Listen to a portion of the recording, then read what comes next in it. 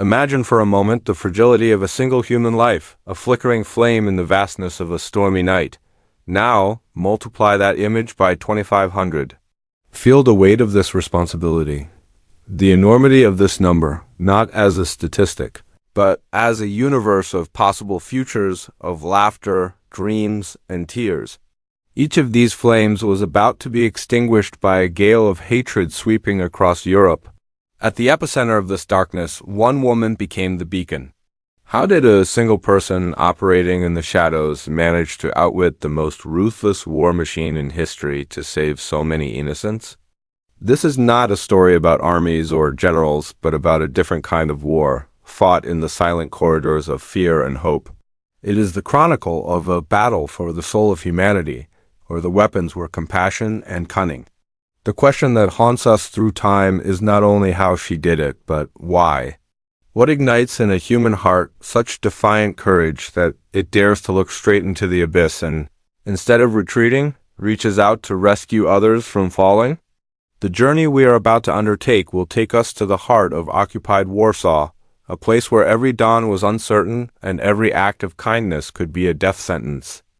Our story is about the promise contained in the gaze of a mother handing her child over to a stranger, a silent promise that life would persist against all odds.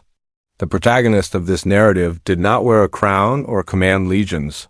She was a Polish social worker, a woman whose daily work was to mend the small fractures of society.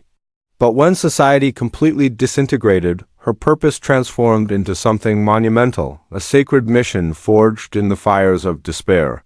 Her name was Irena Sendler, though to history and to those she saved, she was simply an angel of life. Irena's journey didn't begin with a grand plan or a heroic declaration. It began with one step, then another, toward danger, not away from it. She saw the pain, and instead of closing her eyes, she opened them wider, absorbing the suffering and transforming it into action. Every life she touched was a validation of her humanity, an affirmation that even when the world goes mad, the principles of decency and love cannot be totally eradicated. She was living proof that compassion is not a weakness, but the most potent form of resistance. The Warsaw Ghetto wasn't just a place, it was a condition, an abyss of hunger, disease, and despair meticulously designed to annihilate a people. To the outside world, it was a festering wad on the face of the city, a place to be avoided and forgotten. For Irena, however, it became her battlefield. With her social welfare officer's passes, she had access to this hell on earth, ostensibly to combat typhus outbreaks. But her true mission was to smuggle out the ghetto's most precious possession, its children. She walked those crowded streets, the air heavy with the smell of death and misery, and saw not only victims, but futures that needed rescuing. Each child was a seed of a tomorrow that the oppressors desperately tried to prevent from germinating. Irena became the secret gardener of that future, cultivating hope in poisoned soil. She knew she couldn't tear down the wall with her own hands, but maybe she could open small cracks, so the light could shine through, one child at a time. The promise she carried was heavy. It was the trust placed in her by parents who knew they might never see their children again. Imagine the excruciating dilemma, handing your child over to a stranger with the faint hope of survival, or keeping them close to you in the face of almost certain death. Irena became the guardian of these painful goodbyes, the bearer of a grief that was at the same time an act of supreme love. She absorbed this pain and used it as fuel, promising herself that she would do everything in her power to honor that sacrifice. Her operation was a symphony of courage and subterfuge. She was not alone. She built a network of about 20 other women, most of them young, who shared her iron determination. Together, they transformed the city of Warsaw into a maze of escape routes and safe houses. They were weavers of the invisible, creating a tapestry of salvation right under the noses of their enemies. Every door that opened for them, every Polish family that agreed to hide a child, was a golden thread in this tapestry. Validation of her work wouldn't come in medals or headlines. It would come in the silence of a child sleeping safely in a new home, in the success of a fake ID that passed inspection, in the fleeting relief of another day survived. For Irena, Each successful rescue was a small victory against tyranny, a note of defiance struck amid a cacophony of hatred. She was rewriting the ending of the story for those 2,500 futures, giving them a chance at an epilogue that wasn't ashes. The historical context was grim. The Nazi regime was not just a military enemy.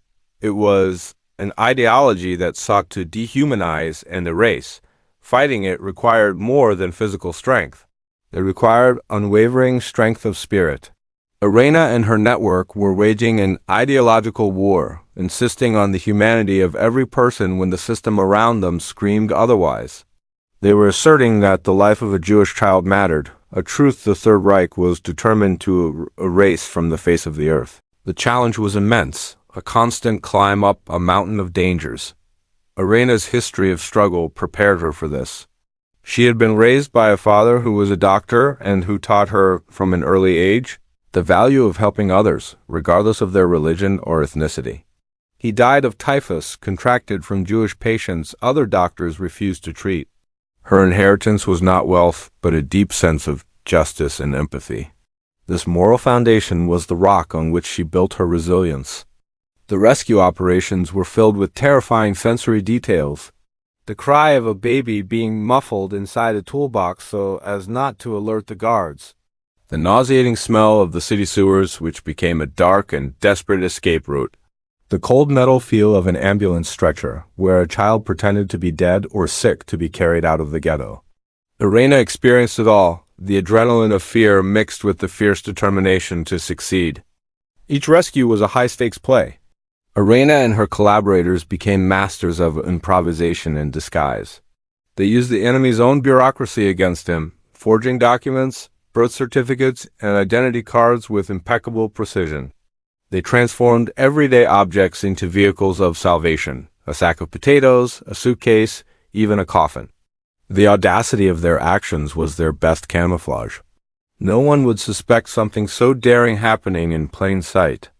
Human support was the backbone of the entire operation. Support figures were everywhere, often in the most unexpected places. There were the tram drivers who signaled when it was safe to pass, the priests who issued false baptismal certificates and sheltered children in their convents, and the ordinary Polish families who risked the immediate execution of all their members to hide a Jewish child. Each of these acts of courage formed a link in the chain that pulled the children to safety. Irena's family, especially her mother, Janina, lived in a constant state of fear and support. Although Janina was not directly involved in the most dangerous operations, she provided a haven of stability and love for Irena, a safe haven to which she could return after her forays into the hell of the ghetto. Knowing she had this support, this anchor in a world of chaos, gave Irena the strength to continue her dangerous work day after day, night after night. Her allies in the underground organization Jagoda were crucial.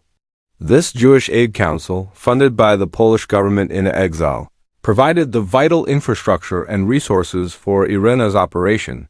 They helped find hiding places, provided bribes and food, and coordinated the vast and complex logistics of caring for thousands of hidden children. Irena was the spearhead, but Jagoda was the stem that gave it strength and reach. Tension was a constant companion. Every knock on the door could be the Gestapo. Every unfamiliar face on the street could be an informant. Irena lived for years in this state of high alert, where a single mistake, a misplaced word, could mean death not only for her, but for her entire network and the children they protected. The psychological toll of this existence was crushing, but she bore it with an almost superhuman grace and resilience. The turning point in her life and the cruelest test of her resolve came in October 1943. The Gestapo, finally alerted to her activities, raided her apartment. They arrested her. The nightmare she had always feared had come true. In the infamous Pawiak prison, she was brutally tortured. Her captors wanted names, addresses, the secrets of her network. They broke her feet and legs, but they could not break her spirit. She remained silent. Sentenced to death, the end seemed certain. But her friends at Jagoda did not abandon her. On the day of her scheduled execution, they managed to bribe a German guard. As she was led away, he pulled her aside and told her to run. Officially, in the records, Irena Sendler was listed as executed. She became a ghost, forced to live out the rest of the war in hiding, but even so, even wounded and hunted, she continued to coordinate rescue efforts from afar. Her survival was the final challenge to the power of her oppressors. The rescued children were hidden in convents, orphanages, and foster homes throughout Poland. Each child was given a new name, a new identity, a cover story to protect them. But Irena knew that a person's identity is sacred. Erasing someone's name was a form of annihilation. She was determined not to let that happen. She kept a secret record of all the original names and new identities of each child she saved. This list was her most precious and dangerous document. She wrote it on thin strips of tissue paper, easy to hide or swallow. Knowing her apartment could be searched at any moment, she needed a safe hiding place. Together with a friend, she placed the lists inside 2 glass jars. Under cover of night, they buried these jars under an apple tree in a friend's garden in Warsaw. It was an act of faith, a bet on the future, the belief that one day the war would end and these names could be unearthed. The emotional complexity of her work was overwhelming. She had to convince parents to part with their children, a task that broke her heart every time. She used simple, direct words, appealing to the primal instinct to protect one's offspring. She offered no guarantees, only a chance. She became the embodiment of the most difficult choice a parent could face, a figure of hope and profound pain all at once. Her true identity, Jolanta, her nom de guerre in the resistance, was a closely guarded secret. To the German authorities, she was merely a Polish health department employee, an insignificant figure in the grand scheme of the occupation. This arrogant assumption was one of her greatest assets. They underestimated her determination and organizational skills. They saw a woman, not a leader of one of the most audacious rescue operations of World War II. After the war, Irena's struggle did not end. With Poland under a new communist regime, her history and ties to the Polish government in exile made her a suspect figure. She was interrogated and marginalized by the new power.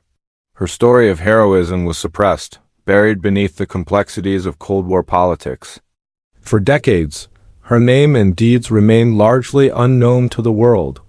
She lived a quiet life, seeking no recognition. Irena's legacy, however, could not remain buried forever. Like the pots under the apple tree, the truth waited patiently to be rediscovered. And so it was decades later when a group of high school students in Kansas, USA, working on a history project, stumbled upon a brief mention of her name. Intrigued, they began researching and slowly unraveled the full story of her incredible courage. Her story, once revealed, resonated around the world. She finally began to receive the recognition she deserved. Nominated for the Nobel Peace Prize, honored by Yad Vashem as righteous among the nations. But for Irena, the greatest reward wasn't the awards. It was the knowledge that the children she saved had grown up, had children and grandchildren of their own. Life, love, and family had triumphed over death and hatred. 2,500 futures had blossomed. Now, I want to pause and connect with you. Our journey through history is more than just learning about the past.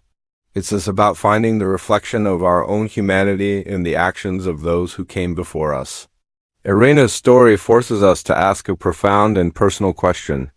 What was the quietest act of courage you've ever witnessed?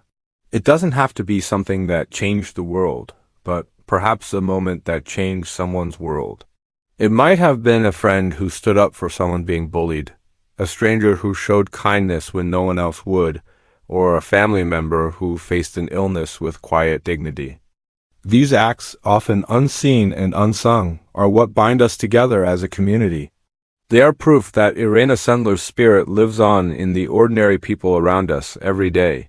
I invite you to share this story in the comments. By doing so, we're not just sharing an anecdote. We're creating a chain of empathy, a digital testament to the kindness and strength that exist in the world, often hidden in plain sight. We're reminding ourselves and others that courage doesn't need to shout to be heard. It often whispers in quiet acts of compassion. So we can build this chain together. Use the key phrase in your comment. Light persists in the darkness. This phrase is not just a quote, it's a mantra. It acknowledges Irena's struggle and is a beacon of hope for us all. Each comment with this phrase will be a link, connecting our experiences and reaffirming our shared belief in the power of good to overcome darkness, no matter how deep it seems. Now, let us delve into the tools Irena used to accomplish her transformation, the 3 concepts of human power she mastered. The first was clandestine audacity. This wasn't simply bravery. It was a form of intelligent, creative, and calculated courage. It was the audacity to smuggle a child in an ambulance, claiming she had typhus, knowing that the German soldiers, terrified of the disease, wouldn't even look inside.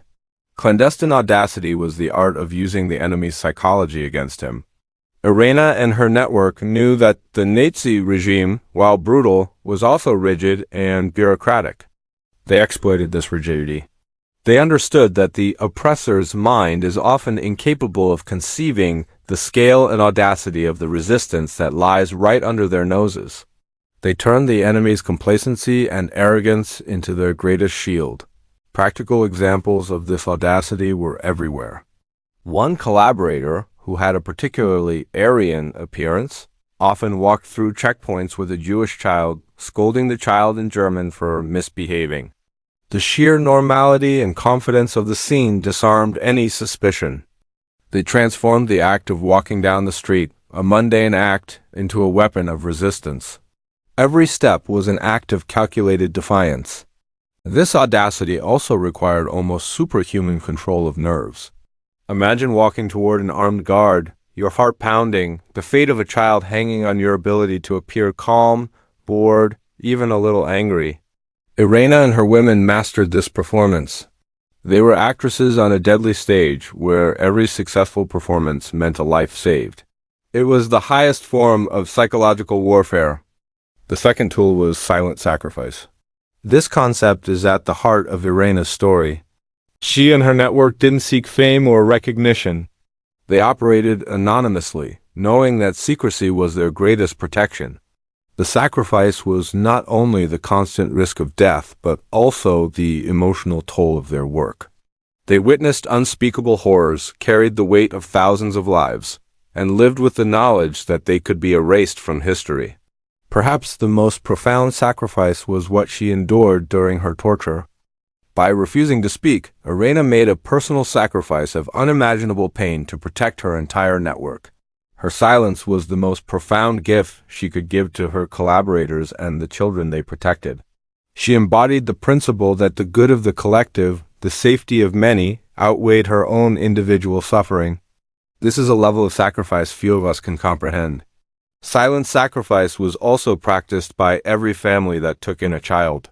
They opened their homes and their hearts, knowing that a suspicious neighbor or a random patrol could lead to their execution. They sacrificed their safety, their peace of mind, and in some cases, their lives, for a child who was not theirs, but whom they recognized as part of their human family. This silent mass sacrifice was what made Operation Irena possible. For Irena, the personal sacrifice continued even after the war. Instead of being celebrated as a hero, she was investigated and persecuted by the new regime. She sacrificed a life of public recognition and comfort for her principles. She never complained. For her, the work itself was the reward. The knowledge that 2,500 futures existed because of her actions was all the validation she needed. The silence that shrouded her story for so long is a testament to the depth of her sacrifice. The third and final tool was memory as resistance.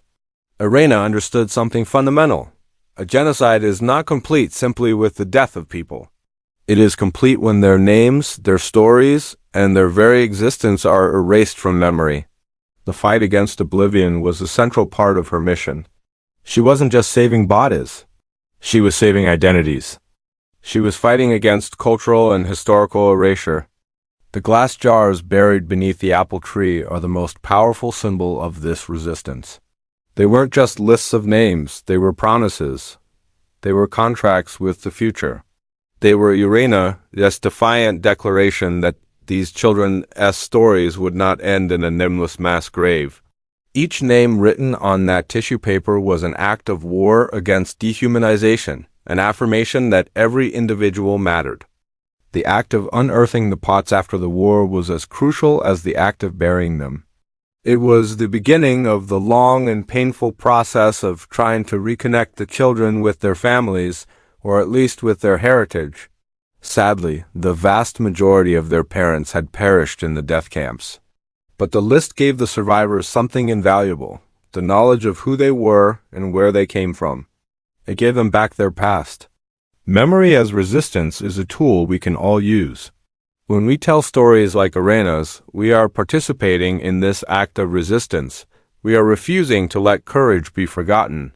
We are fighting the historical amnesia that allows atrocities to be repeated. Keeping alive the memory of silent heroes and innocent victims is our sacred responsibility, our way of honoring their sacrifice and ensuring their lessons never die. Now, let's transport ourselves to the vision of the new reality, the world Irena helped create. Imagine the sound. Not the sound of marching boots, shouts, or sirens, but the sound of children's laughter on a playground, the cry of a newborn, the animated conversation at a family dinner table. These mundane, everyday sounds are the true symphony of Irena's victory. Each of these sounds is an echo of a life that has not been silenced. Feel the texture of life after transformation. It's the feeling of a grandchild's embrace, a hug only possible because a grandmother was smuggled out of a ghetto decades earlier. It's the sight of a college diploma on the wall, the realization of a potential that was nearly reduced to ash. The new reality isn't a grand celebration, but a myriad of precious, ordinary moments. Moments stolen from millions, but which Irena managed to preserve for a select few. The impact of her actions spreads like ripples on a pond. The 2,500 children she saved grew up to become doctors, teachers, artists, and parents. They, in turn, had children, and those children had more children. Today, the descendants of those Irena saved number in the tens of thousands. An entire forest grew from the seeds she planted and protected during the storm. The historic change she wrought isn't recorded in treaties or altered borders. It's a more subtle and profound shift. It's indelible proof that darkness doesn't have the final say. It's proof that an individual's moral compass can be stronger than an empire's ideology. Irena Sendler changed history by proving that the calculus of evil can be defeated by the arithmetic of compassion, one life at a time. The vision of this new reality is bittersweet. For every child saved, many others were lost. Irena carried this pain for the rest of her life. She often said her only regret was not having done more. This humility, this sense that her monumental effort was still insufficient in the face of the enormity of the tragedy, is perhaps the truest measure of her greatness. She never saw herself as a hero, but as a servant of humanity. The feeling of change is that of silence being filled. The silence left by the Holocaust is deafening, a void where millions of voices should be. The lives saved by Irena fill a small part of that void. They are proof that, even from the deepest abyss, life finds a way. They are the lullaby that comforts the grief of history, a gentle reminder that hope, however fragile, is incredibly hard to kill. The contrast between the ruined Warsaw of 1945 and the vibrant Warsaw of today is a physical testament to this transformation. Somewhere in that rebuilt city, descendants of Irena's survivors walk the streets, perhaps passing the site of the ghetto, unaware of the debt they owe to a courageous woman who risked everything. Her victory is not written on monuments, but it lives on in the city's DNA. Life after transformation for the world is the possession of this story. Knowing that Irena Sendler existed strengthens us. Her story is an antidote to cynicism. In a world that often seems dark and divided, her life reminds us of our capacity for kindness and courage. She gives us a higher standard to aspire to in our own lives. This new reality is also a call to action. Irena's story is not a museum piece to be admired from afar. It is an instruction manual for our own era. She teaches us that we cannot be passive bystanders in the face of injustice. She shows us that action, no matter how small, can have consequences that echo across generations. As we contemplate the world she helped shape, we are left with a profound sense of gratitude and responsibility. Gratitude for the existence of people like her, who keep humanity's light burning in the darkest times. And a responsibility to carry that light forward, to tell her story, and to live by the values she exemplified: compassion, courage, and an unwavering commitment to life. As we reach the end of our narrative, I want to invite you to see this not as an endpoint, but as a door that opens. Stories like Irena Sendler's are more than just accounts of the past. They are havens for the spirit, places where we can go to reconnect with our best selves, to find strength and inspiration when the world around us seems overwhelming. They remind us that history is not just a succession of dates and events, but the study of the human soul in its most challenging moments. Our channel is built on this belief. We strive to be more than just a storyteller. We want to be a refuge, a safe space where you can explore the depths of the human experience without judgment, with empathy and wonder. Each video we create is an invitation to enter this space, to sit with us around the digital campfire, and hear the tales that shaped who we are. If Irena Sendler's story touched you, if it awakened something in your heart, then you found your place here. Subscribing to our channel isn't just a click of a button, it's an act of belonging.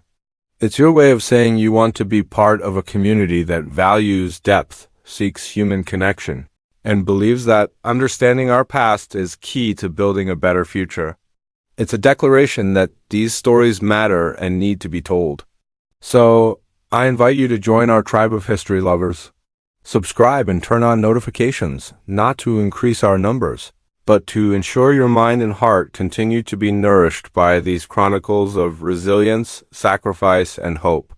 Let's continue exploring the corridors of time together, discovering the silent heroes and the timeless lessons they left us. Because in the tapestry of history, every thread counts, and your presence here makes our community stronger and more complete.